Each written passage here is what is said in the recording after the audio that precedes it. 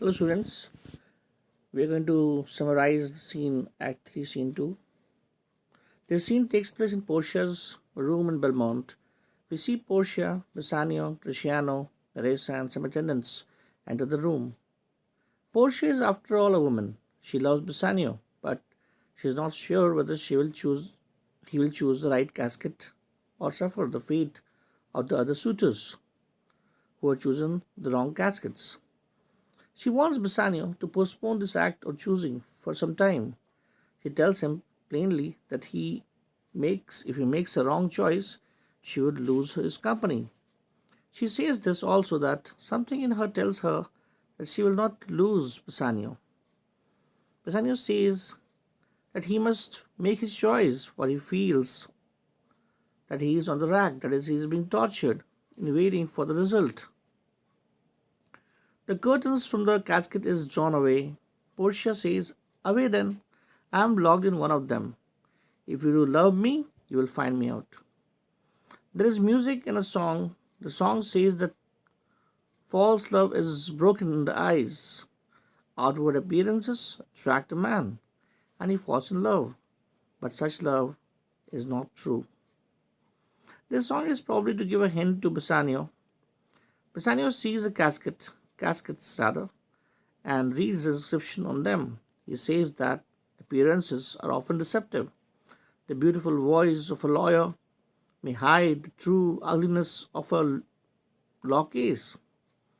Paint and artificial hair may make even an ugly old woman look beautiful. So Bassanio will not be guided by outward appearance.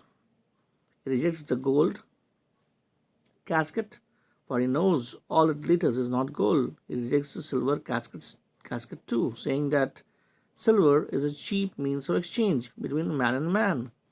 He says that in love one must risk all he has. So he opens the lead casket. He finds Portia's portrait in it. There is also a scroll in which it is written there that those who are not misled by their eyes make a right choice. So it's written, the line says, "Turn thou where the lady is, and claim her with a loving kiss." Portia is in ecstasy. She gives Bassanio a ring and asks him never to part with the ring. Nerissa and Gratiano congratulate the fortunate couple. Gratiano asks Portia and Bassanio to allow him to be married too. Bassanio says, after getting surprised, he says he'll be pleased if Gratiano can find a wife for himself. Then Gratiano tells him that he, that is Bassanio, has won the mistress, that is Portia, and he has won her maid, that is Nerissa. They're all happy now, but something happens to cross their happiness. Lorenzo, Jessica, and Salario enter. Salario gives Bassanio a letter from Antonio. On reading the letter, Bassanio finds that all Antonio's ventures have failed and his ships have been wrecked, and so he has no money to pay Shylock. The Jew is now demanding his 1 pound of flesh.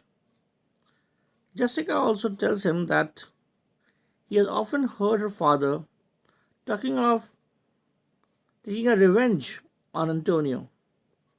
Salario tells him that now the time for payment to the Jew was over. So even if Antonio had money, the Jew would not accept it. He would demand his pound of flesh. Everything is explained to Portia. Portia asks Bassanio to leave for Venice immediately.